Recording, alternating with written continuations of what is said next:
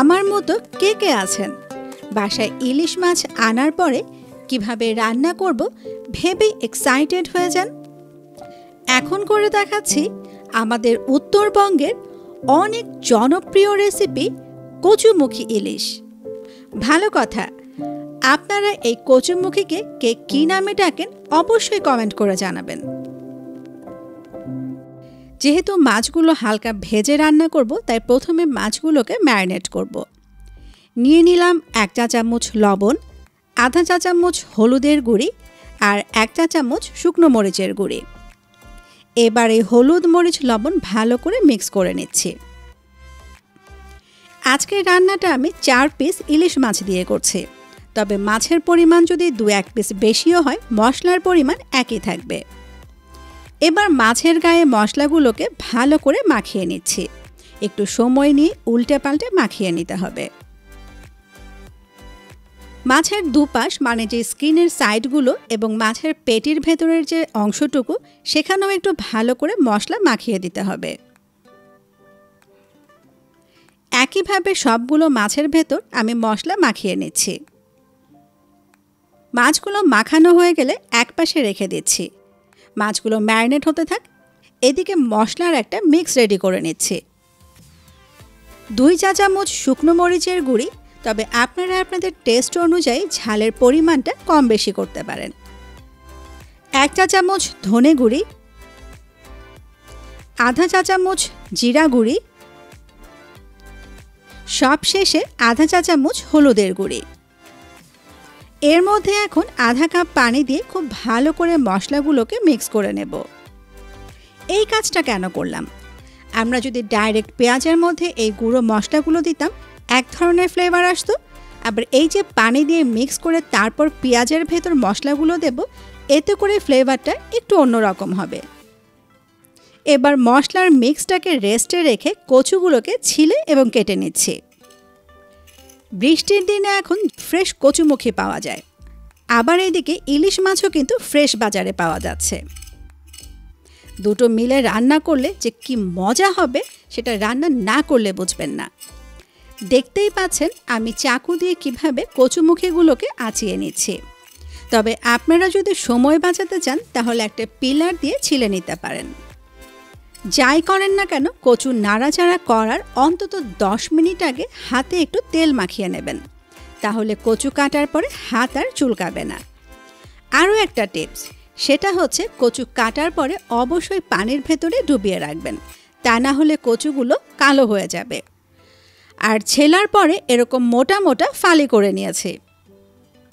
আর এই কচুমুখী আসলে কেটে সঙ্গে সঙ্গে রান্না করাটাই বেস্ট। ভাজা আর রান্না করব পুরোটাই একবারে, তাই তেলও নিয়ে নিচ্ছি একেবারেই। 1/4 কাপ রান্নার তেল নিয়ে একটু ভালো করে গরম করে ম্যারিনেট করে রাখা মাছগুলো দিয়ে দিচ্ছি। মাছগুলো কিন্তু খুব বেশি সময় নিয়ে কড়া করে ভাজবো না, ঝোলের মাছ যেহেতু, তাই একটু হালকা করে ভেজে নেব। মিডিয়াম আঁচে ধরেন মাছের এক পাশ 1.5 মিনিট করে ভাজলেই হয়ে যাবে। মাছ ভাজা নিয়ে নতুন করে আর কিছু বলার নেই। একটু সাবধানে মাছগুলো উল্টে পাল্টে ভেজে নিয়ে একটা প্লেটে তুলে রান্নায় চলে যাচ্ছি। এবার চুলোর আঁচটা ফুল করে দিয়ে 1 কাপ পেঁয়াজ কুচি দিয়ে দিলাম। পেঁয়াজগুলো একটু মিহি করে কুচি করে নিয়েছি। আর যেহেতু ঝোল রান্না করব, পেঁয়াজের পরিমাণ কিন্তু একটু বেশিই লাগবে। দেখেন পেঁয়াজের ভেতর বেরেস্তার মতো লালচে রং আসতে শুরু করেছে। এই পর্যায়ে ওই যে পানিতে মশলাগুলো মিক্স করে রেডি করে রেখেছিলাম সেটা দিয়ে দিচ্ছি। একটু ভালো করে মিক্স করে নিচ্ছি। ওই বাটিটার ভেতর আরও আধা কাপ পানি দিয়ে মশলাটা ভালো করে ধুয়ে এর ভেতরে দিয়ে দিলাম। এতে করে আমার আর কোনো মশলা নষ্ট হলো না। এবার ঢাকনা দিয়ে ঢেকে রান্না করব স্বাভাবিক রান্না করার মতোই, মানে ঢাকনা দেব, মাঝে মাঝে ঢাকনাটা খুলে একটু নেড়েচেড়ে দেব আর অপেক্ষা করব পানিটা শুকিয়ে আসা পর্যন্ত। এবার কিছু কথা বলি। অনেকেই বলেন ইলিশ মাছ রান্নায় এই মশলা দেন না বা ওই মশলা দিতে হয় না। আসলে সবার রান্নার গ্রামার কিন্তু এক না। আপনি যেহেতু আমার ভিডিও দেখছেন, তার মানে আমার রেসিপি দেখছেন। আর আমার রেসিপির সাথে যে আপনার রেসিপির মিল হবে এমন কোনো কথা নেই। বা আপনার মন মতো যে হবে এমনও না। তবে আমি বলবো সুযোগ পেলে আমার মতো একবার রান্না করে দেখবেন, তারপরে মন্তব্য করবেন। পানি শুকিয়ে পেঁয়াজগুলো সফট হয়ে গেছে। এবার ফালি করে রাখা কচুগুলো এর ভেতরে দিয়ে দিচ্ছি। ভালো কথা, কচু কিন্তু নিয়েছি 1 কেজি পরিমাণ। এই তরকারির কচুগুলো খেতে আমার সবচেয়ে বেশি ভালো লাগে। একটু মিক্স করে নিয়ে লবণ দিয়ে দিচ্ছি 1 চা চামচ।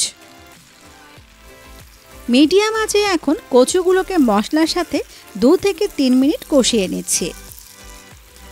এই কষানোর উপর তরকারির টেস্ট কিন্তু অনেকটাই ডিপেন্ড করবে। যত ভালো করে কষাবেন তরকারির টেস্ট তত বেশি ভালো হবে। কষানো হয়ে গেছে। এবার 2 কাপ গরম পানি দিয়ে দিচ্ছি। এই পানিতেই কচুগুলো সফট হয়ে যাবে, আবার ঝোলও হয়ে যাবে। এবার ফুল আঁচে রান্না করছি কচুগুলো সফট হওয়া পর্যন্ত। একই সিস্টেম, ঢাকনা দেব, মাঝে মাঝে ঢাকনাটা খুলে একটু নিচ থেকে নেড়েচেড়ে দেব। 2 কাপ পানিতে যদি কচুগুলো সফট না হয় বা আপনারা যদি ঝোল আরও বেশি খেতে চান, সেক্ষেত্রে কিছুটা গরম পানি অ্যাড করে দেবেন। দেখেন এই কচুগুলো কত সুন্দরভাবে সফট হয়ে গেছে। এই পর্যায়ে ভেজে রাখা মাছগুলো দিয়ে দিচ্ছি। মাছগুলো দেওয়ার পরে করব কি, একটু ঝোলের নিচে ডুবিয়ে দেব। এতে করে মাছের ভেতর তরকারির যে মশলার ফ্লেভার এবং টেস্ট সেটা ভালোভাবে ঢুকে যাবে। আবার মাছের যে ফ্লেভার সেটা তরকারির ভেতর চলে আসবে। সেই সাথে ফ্লেভারটাকে আরও একটু স্ট্রং করার জন্য 7-8টি গোটা কাঁচামরিচ দিয়ে দিলাম। এবার চুলোর আঁচটাকে একদম লো করে দিয়ে ঢাকনা দিয়ে ঢেকে রান্না করব 10 মিনিট।